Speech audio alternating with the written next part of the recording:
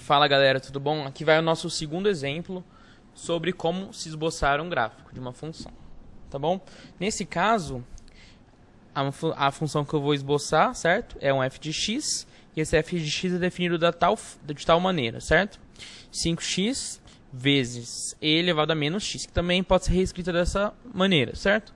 Bom, agora a gente vai ter que fazer aquela análise sobre a minha função original.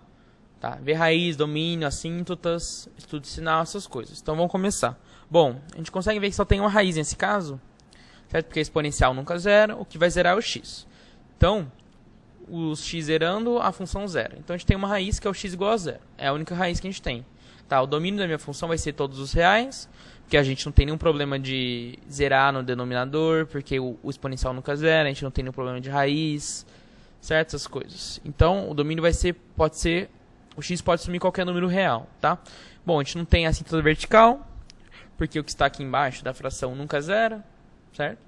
A assíntota horizontal a gente só vai ter quando o x, a gente só vai verificar na realidade quando o x vai para mais infinito. Porque quando o x vai para mais infinito, certo? Isso aqui cresce muito mais rápido do que está aqui em cima. Vocês podem verificar isso com a regra do L'Hopital. E tudo isso aqui vai para zero. Então, a minha assíntota vertical, quer dizer, horizontal, a gente só tem uma no que é o caso do y igual a zero. E a gente só verifica ela quando o x vai para mais infinito. Tá? Se x fosse para menos infinito, a função iria para menos infinito também. Tá? Vocês vão perceber isso. Bom, agora que a gente já tem raiz e tal, agora a gente tem que fazer uma análise de sinal da minha função. Certo? Bom, a gente tem dois intervalinhos, a gente vai ter que descobrir o sinal da função nesses dois intervalos.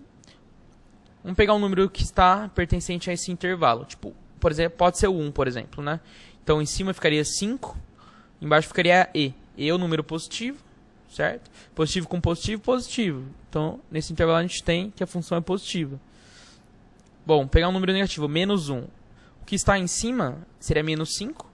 O que está embaixo seria e elevado a menos 1, certo? Que é o inverso dessa função, mas ela continua sendo positiva, né? O e só vai parar aqui em cima. Então, dá negativo com positivo, que dá negativo. Tudo bem? Então, a gente sabe que antes do zero, x igual a zero, a minha função ela é negativa, certo? E depois do x igual a zero, a minha função é positiva. Então, vamos colocar no gráfico as informações que eu já tenho.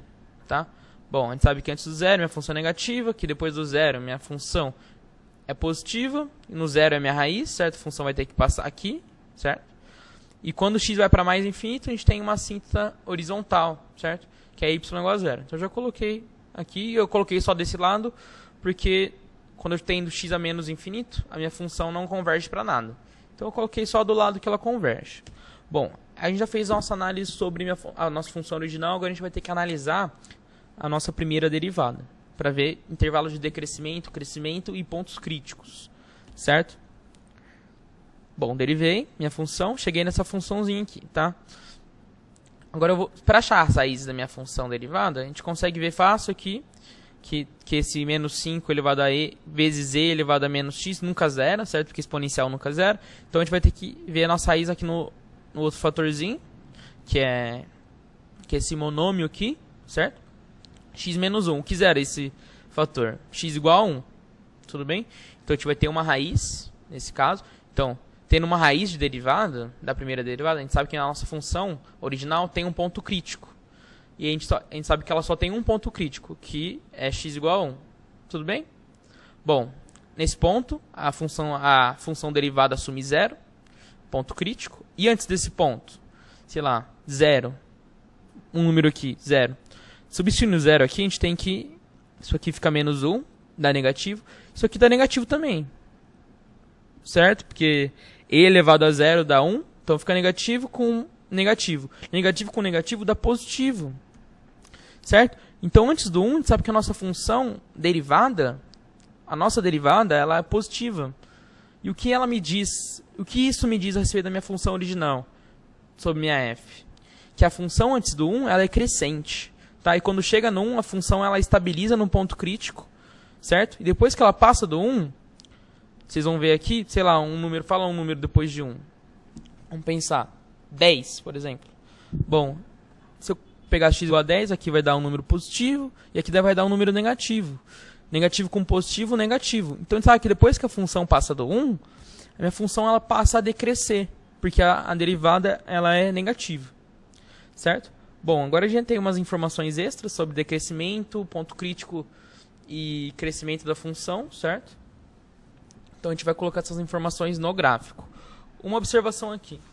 Como vocês podem ver, o 1 ele é um ponto crítico, mas ele é um ponto crítico de máximo. Por quê? Porque a função está crescendo, chegou no 1, estabilizou, agora ela passa a decrescer. Então só pode ser de máximo, vocês conseguem ver isso? Então a gente vai colocar aqui com as informações que a gente já tem, certo? A gente tem uma raiz, a função ela é negativa antes do zero, então ela vem crescendo, crescendo, crescendo, crescendo, até chegar a 1. Quando chegar a 1, a gente tem um ponto crítico, e depois do 1 a função passa a decrescer. Certo? Agora, falta uma coisa para a gente terminar a nossa análise. Falta a gente ver a concavidade, e a concavidade é ela que vai dar a forma do meu gráfico, certo? A suavidade. Então vamos mexer agora com a minha segunda derivada. Bom, segunda derivada, derivei novamente, certo? A gente tem uma raiz, que é um caso x igual a 2. Quando a gente tem raiz da segunda derivada, a gente sabe que é um ponto de inflexão, certo? É onde há troca de concavidade, certo? Como a gente tem uma raiz só, a gente só tem uma troca de concavidade, então antes do 2, a minha função ela assume uma concavidade, depois do 2, minha função assume outra concavidade. E no 2, a gente tem um ponto de inflexão. Tudo bem? Vamos fazer essa análise. Me fala um número menor do que 2. 0. Usem sempre o 0, sempre funciona. Bom, vou jogar o 0 na minha função segunda derivada. Vai dar negativo aqui, positivo aqui. Certo? Positivo com negativo, negativo. Então, antes do 2, minha segunda derivada é negativa, o que torna a minha função original côncava. Ela tem concavidade para baixo, antes do 2. Certo? E depois do 2... pega um número maior do que 2, sei lá, 10. Aqui vai ficar 8, aqui vai ficar um número que é positivo também, porque exponencial sempre positivo. Positivo com positivo, positivo. Certo? Então, depois do 2, a minha segunda derivada é positiva. E o que isso me diz a respeito da minha função original? Que depois do 2, minha função ela é convexa. Ou também posso falar que ela tem concavidade virada para cima. Tá? Bom, agora eu já tenho todas as informações que eu queria para desenhar meu gráfico, certo? Então vamos colocar no gráfico. Esse é o meu gráfico final, certo? A função ela é crescente, antes do 1, e ela tem concavidade para baixo. Ela é côncava, tá vendo? Côncava, côncava, côncava, até chegar no 2, que ela é côncava, depois ela troca e fica convexa, certo? E depois do 1, ela é decrescente para sempre, certo? Por isso que ela sempre vai ser decrescente. Depois do 1, certo? Porque ela vai decrescendo cada vez mais, e no infinito ela vai quase encostar no y igual a 0, mas nunca encosta. Por isso que aqui a gente tem uma síntese horizontal, certo? Bom, e o que é importante também, depois que a gente conseguiu esboçar o gráfico? Colocar alguns pontos importantes, colocar assim, escrever aqui, eu sei que aqui é um ponto crítico, então vou escrever ponto crítico, eu sei que aqui é um ponto de flexão, então vou escrever ponto de flexão. Posso até colocar a coordenada no y aqui também, fica legal, ó. Poderia colocar aqui também, certo? Bom, galera, é isso. Esse é um assunto mega importante, com certeza vai cair na prova de vocês. Então, esbocem bastante gráfico, tiverem dúvida, coloquem naquelas calculadoras online, que ela vai dar o formatinho do gráfico, aí você pode comparar com o seu, certo? Bom, é isso, galera. Um grande abraço e agora a gente vai começar a integral, tá? Falou!